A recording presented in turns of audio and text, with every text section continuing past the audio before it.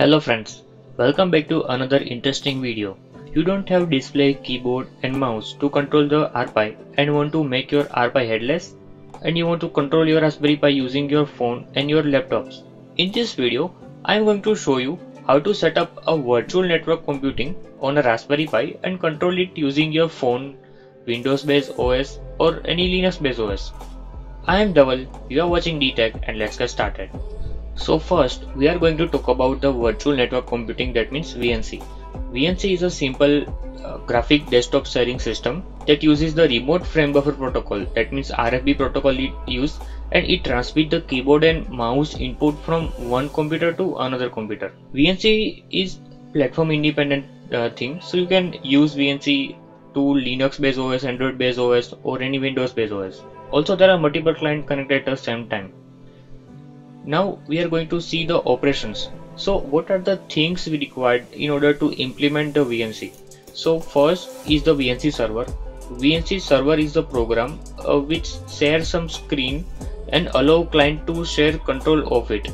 So that means we can say VNC server is the host in some system. Let's say in our case we need to control Raspberry Pi. So in Raspberry Pi we need to configure VNC server, and on other end we require VNC client. VNC client program represents the screen data originating from the server and receive update from it. So we can see the actual screen on a client side, and the server is the responsible to transmit the data. Also when we send any keyboard event or any click event from VNC client, then that data goes to the VNC server, and VNC server is the responsible to execute those data into the Raspberry Pi. We are going to implement VNC server into the Raspberry Pi and VNC viewer to any of the other Windows, Android or Linux based systems. So very first we are going to start with installing VNC server in a Raspberry Pi. For that, make sure you have open the Raspberry Pi terminal and the sudo apt-get update and upgrade command is executed. Now we are going to install real VNC. So you can see here there is two types of file, VNC server and VNC viewer. So we are going to install VNC server. However, I have already installed it. By doing this, VNC server is installed in Raspberry Pi. So now to enable VNC, we have two ways. First, go to menu, preference, Raspberry Pi configuration. Here go to interfaces and VNC. So VNC is by default installed in the latest Raspberry Pi OS. But if you don't have, you can manually install the package using sudo apt install your VNC server. This is the first way you can enable from here, and we have one more way to install it using command line, that is sudo config. Here you can go to interface option and VNC.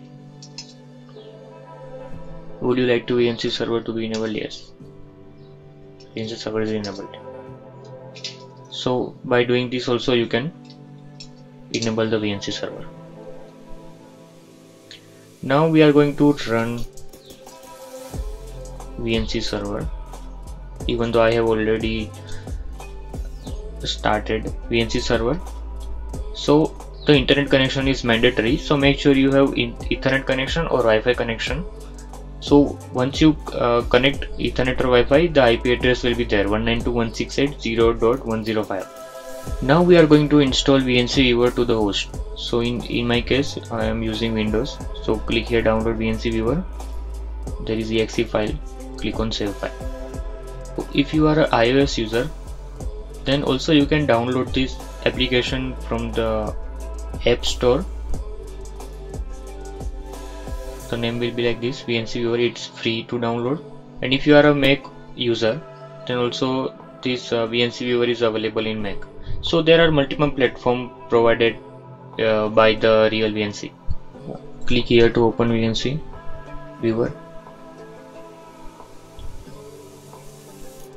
English. Okay.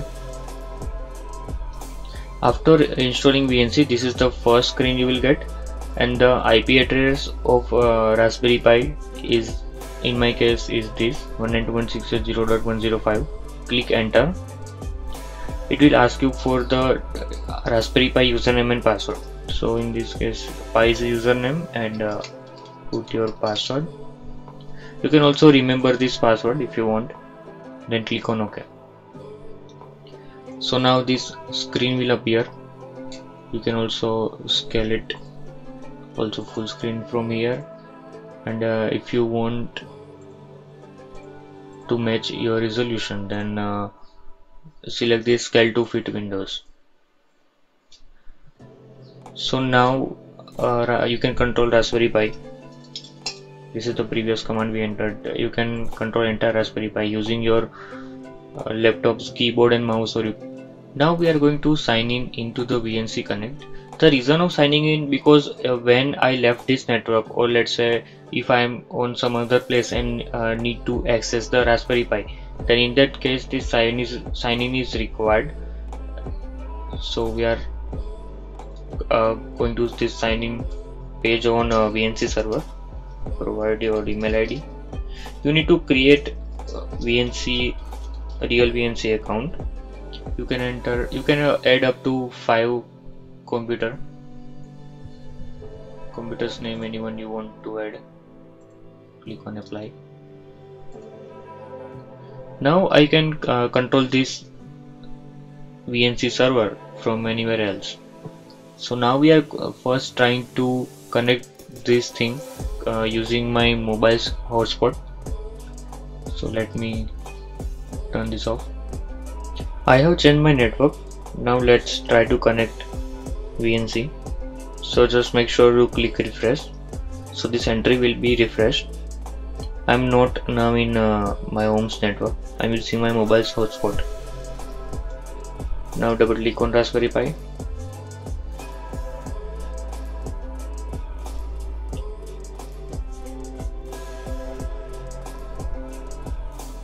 Click on continue. It will ask for user ID.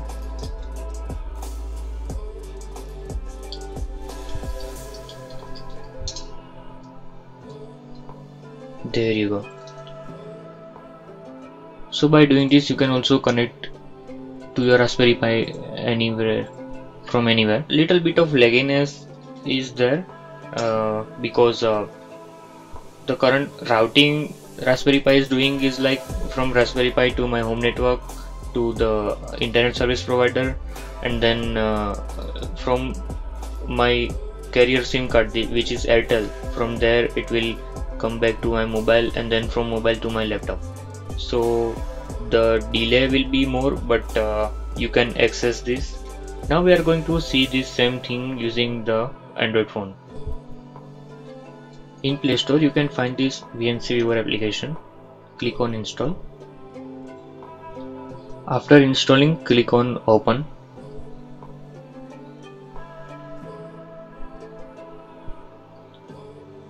I don't want to send any data to VNC Viewer server. Click on get started.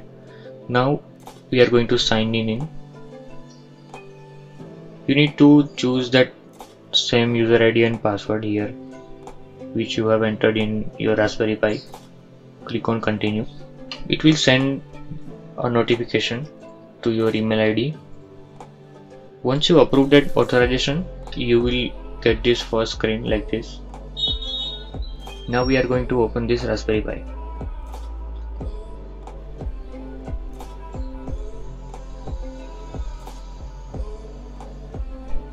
Password we are going to save. Click on continue.